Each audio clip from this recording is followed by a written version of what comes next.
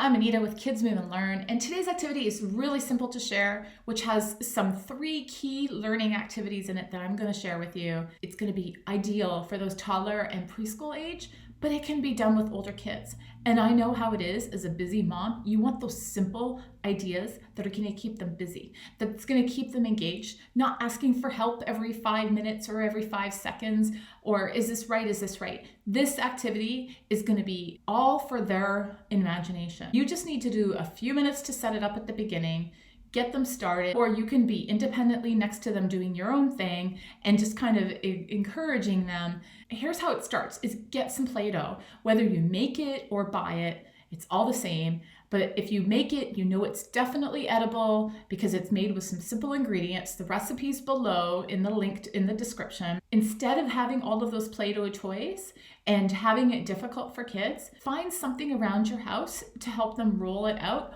or they just use their hands to roll it out. I'm going to explain in a minute what are the 3 key skills, but this is all you need to set up is the Play-Doh. And then the second thing is possibly a roller if you want, but it's optional. And you can find something around the house, empty bottle of shampoo that's in a cylinder shape, and it can be used like a rolling pin or something that's kind of shaped again like a cylinder. And then the third thing that you could use for this activity that's going to make it really helpful is some mats. And I don't mean like mats for the floor. I mean like a placemat that you can print. They're in the link below, and this is what some of the examples look like. Gingerbread character, or you can get the gingerbread house shape, or you can get the tree or some other shapes.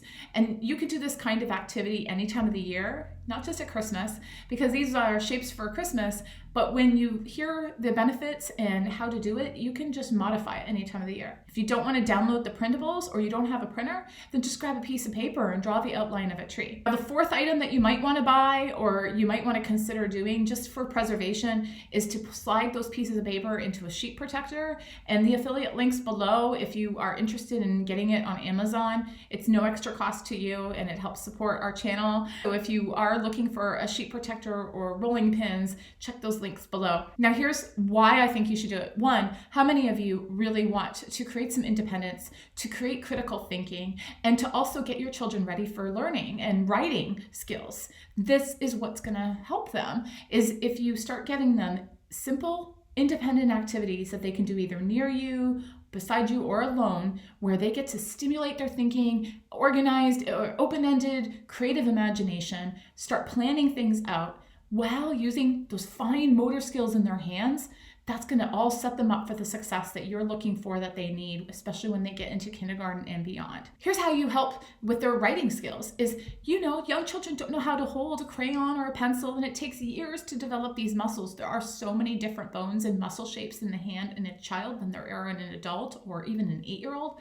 You can look that up and see the huge differences. You want to give them as much practice and exposure to using those hands-on as you can when they're younger. And when you use Play-Doh toys and cookie cutters, it's not that there's anything wrong with them, but by giving them the opportunity to make little ball shapes to put on as like ornaments on the tree, on the mat, or to roll it into flat little zigzags or things like that, they're actually also really enhancing their open-ended and creative thinking and planning skills, because they're like, well, what other kinds of decorations could I put on here? And how could I do it?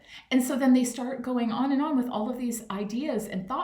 And if you really want, you could use different colors Play-Doh, and you can add some food coloring to some different Play-Doh. Who says you can't add some candies to your Play-Doh fun anyways, especially if it's edible, or even if it's just for play and decoration. You can add those fancy googly eyes or those little candy balls and things like that onto it. It is so much easier than trying to decorate sugary cookies and that sugary gingerbread house that falls apart. Decorate a piece of paper, add 3D to it by using this Play-Doh and using these different kinds of shapes. And you can even find things around the house like little yarn and tinsel and add it to the Play-Doh. Who says it's just got to be Play-Doh? And the third thing that I was explaining that is so beneficial for young children is the independence, that motivation, that self-drive. When you start setting them up with ideas and activities that they can start to do on their own, and you just begin setting them up for it, then they're going to start exploring and being curious and have that self-awareness and self-fulfillment, excited and enthusiasm